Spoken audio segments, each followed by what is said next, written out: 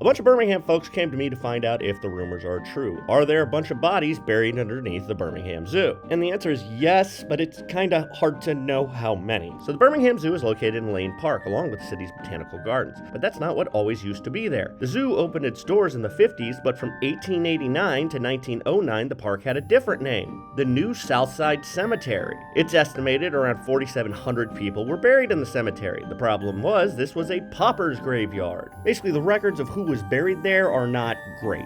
So when the zoo was opened in Lane Park in the 1950s, they basically built it on top of whoever was underground. Now, it's not the 1950s anymore, and people are obviously aware of the bodies because these days the zoo handles things much more carefully. For example, in 2023, when they began work for a new expansion of the zoo, they had archaeologists come and exhume 15 bodies by hand and store them to be buried elsewhere on the property. Unfortunately, it's too late to do that kind of excavation on the exhibits that are already there. So the answer is yes, there are bodies buried under the Birmingham Zoo, but we don't know how many because the records are spotty and it's a huge property. But we do know that the number is 15 bodies smaller than it used to be. I'm Jonathan Soboleski for AL.com.